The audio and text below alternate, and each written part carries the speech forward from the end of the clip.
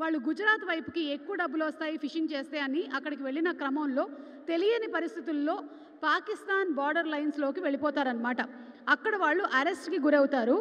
ఇదంతా రియల్గా జరిగినటువంటి సంఘటన. 15 నెలల పాటు వాళ్ళని పాకిస్తాన్ జైల్లో ఉంచేశారు.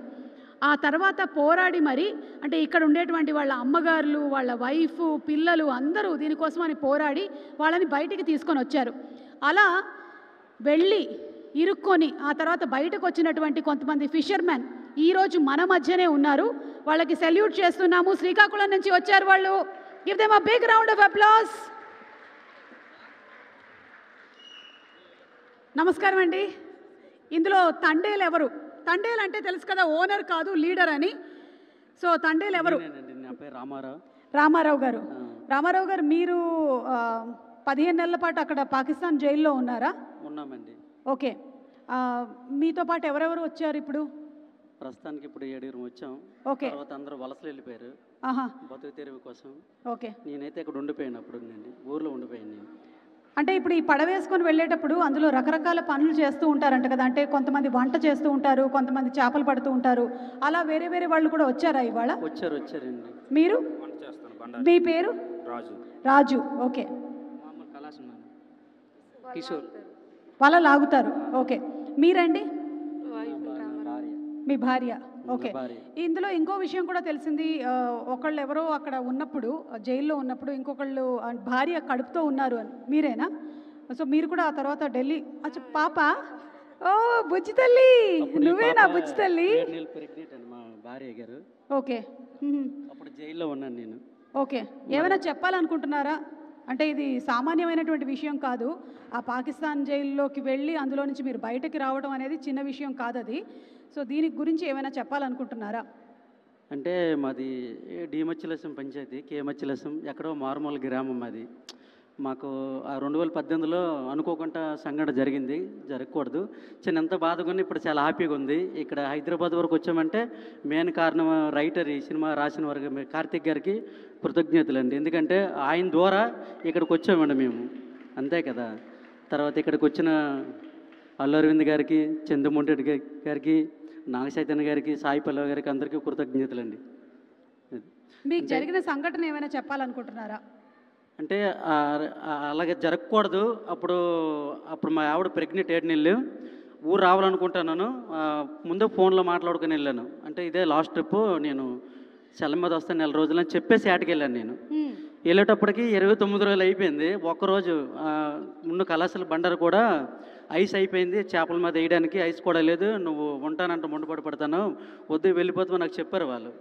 కానీ చేపలు ఎక్కి పట్టడం తండేలకేట్ అంటే ఎంత చేపలు పట్టుకెళ్తే ఓ 10-15 లక్షలు వచ్చినా మనకు పేరు ఉంటుంది అందులో. ఎంత మెయిన్ తండేలు తీసే లీడర్ అంటారు అక్కడ. రామారావు అందరు డ్రైవర్ల కన్నా ఎక్కువ చేపలు పడుతున్నాడు అని పేరు ఉంటుంది మాకు అక్కడ. అలాగే ఆ చేపలు ఎక్కి పడుతుంటే ఆ బోట్ల కల్లా నా వెంటే పంపిస్తారు వాళ్ళు. అంటే నేను ఎక్కడ వాళ్ళు వేస్తే అక్కడ వాళ్ళు వేసేస్తుంటారు. మాకు వైర్లెస్ ఉంటుంది అక్కడ. ఇక్కడ వచ్చేస్తుంది వేసేస్తానంటే వాళ్ళందరూ వాళ్ళు వేసేస్తుంటారు. అలాగా మెయిన్ తండేలు అంటారు. నాకు వెనకాల వస్తుంటారు. అంటే రామారావు ఎక్కువ చేపలు తెస్తే ఆ రామారావు వెంట వెళ్ళండి, ఆయన ఎన్ని రోజులు చేస్తే అన్ని రోజులు ఆయన వెనకాల రండి అంటారు వాళ్ళు. అది అంటే వచ్చే టైంకి మా భార్య 7 నెలలు ప్రెగ్నెంట్. కానీ రావాలనుకున్న టైంకి తెల్లవారుతుంది. అనుకోకుండా లేవి, పాకిస్తాన్ లేవి అని నాకు తెలియదు. అంటే బ్లాక్ కలర్లో ఇండియా లేవి ఉంటుంది, పాకిస్తాన్ లేవి ఉంటుంది. దగ్గరికి వస్తే పాకిస్తాన్ జెండా కనపడుతుంది. కొద్ది దూరంలో ఉంది. అక్కడ దగ్గరకు వచ్చేటప్పటికి పాకిస్తాన్ జెండా కనపడుతుంది. గుండె జారిపోయింది నాకు. ఏంటి ఇలాగ జరిగింది?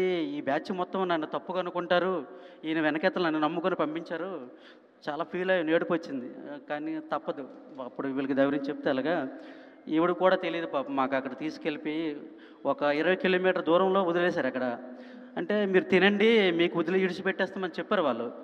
కానీ మీకు మా బట్టలు టీవీ లేకుండా బోట్లో టీవీలు ఉంటాయి చూడడానికి. అప్పుడప్పుడు కాలుగున్నోడు వేసుకుంటాం టైంపాస్కి. ఆ టీవీలు పట్టుకెళ్ళిపోతుంటారు. పోనీ పట్టుకెళ్ళిపోయిన దాంతో మాకు పని లేదు, వదిలేస్తున్నా అంటారు. హ్యాపీగా ఫీల్ అయ్యాం. ఆ తర్వాత మళ్ళీ వెంటనే సడన్గా మళ్ళీ మాకు వైర్లెస్ వచ్చింది. తీసుకొచ్చేసి జైలుకి తీసుకెళ్ళిపోమని మాకు వచ్చిందంటే మళ్ళీ గుండె ఆగిపోయినంత పని అయిపోయింది. పాకిస్తాన్ అంటే భయం కదా. ఆ జైలు పేరు వింటేనే మాకు భయం వేస్తుంది. చాలా భయం. మరి మీరు అందులో ఉన్నారు అంటే సామాన్యమైన విషయం కాదు.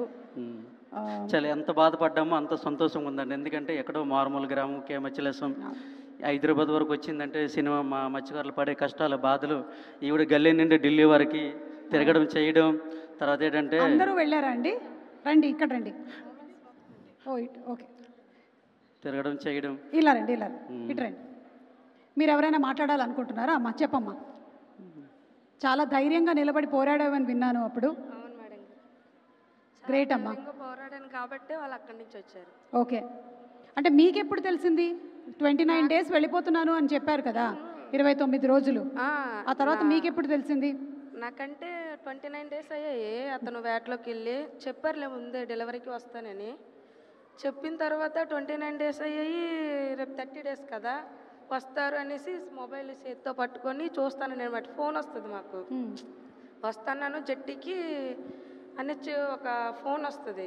అలా చూసేలోపు ఈలోగా వేరే వాళ్ళు ఫోన్ చేసి మీ ఆయన, మీ అన్నయ్య, వేరే వాళ్ళు, మీ ఆడబడుచు వాళ్ళ ఆయన ఇలాగ పాకిస్తాన్కి దొరికిపోయారు అని తెలిస్తే మేము కొంచెం షాక్లోకి వెళ్ళిపోయాం అనమాట. పాకిస్తాన్ ఏంటి, అసలు పాకిస్తాన్ అని పేరింటేనే మనకు భయం వేస్తుంది. అలాంటిది పాకిస్తాన్కి దొరికిపోయారంటే ఇంకా భయం వేస్తుంది కదా. అలా అని కొంచెం షాక్లోకి వెళ్ళిపోయాను. ఈలోగా తర్వాత ఇలాగ దొరికిపోయారు, కరాచీ జైల్లో వేస్తారు, ఇక మరి రారు అన్నట్టు ఇలాగ తెలిసాయి. కానీ మా ధైర్యం కోల్పోలేదు మేము. ఒక పక్క భయం ఉన్నా సరే ఇంకో పక్క వస్తారులే, ఏడ్ చేస్తారు, చంపేస్తారు ఏంటి అనేసి ఒక పక్క. మొత్తానికి ఏంటంటే మగవాళ్ళందరూ అక్కడ ఇరుక్కుపోయినా సరే ఆడవాళ్ళందరూ నడుము కట్టుకొని ఇక్కడ ఉండేటువంటి కుటుంబ సభ్యులందరూ వెళ్ళి వాళ్ళని విడిపించి మరీ ఇక్కడికి తీసుకొని వచ్చారు. నిజంగా గ్రేట్ అమ్మా. గట్టిగా ఒకసారి చప్పట్లతో వీళ్ళకి అభినందనలు తెలియచెప్పండి. Thank you so much. మీ ఏదైతే జరిగిందో రియల్ ఇన్సిడెంట్, దానికి సంబంధించిన అంశం కూడా మనం తండేల్ సినిమాలో చూడబోతున్నాము. February 7th థియేటర్స్లో కలుద్దాం మిమ్మల్ని అందరినీ. సక్సెస్ మీట్లో కలుద్దాం. ఓకే. అలాగే మనకి ఈ మధ్యకాలంలో ఇండియన్ ఐడల్ ద్వారా బాగా పాపులర్ అయినటువంటి Kamakshi and her team perform చేయబోతూ ఉన్నారు. ఈ సినిమాలోని 3 సాంగ్స్ని వైలిన్ అండ్ ఇన్స్ట్రుమెంట్స్తో వారిని వేదిక మీదకి ఇన్వైట్ చేస్తున్నాము. సుమా గారు ఒక రిక్వెస్ట్. ఏమండి? అంటే అడిగితే నన్ను తప్పుగా అనుకోవద్దు. అంటే ఏదైనా సినిమాలో ఏదో ఒక పాత్ర ఇస్తాను కోరుకుంటాను.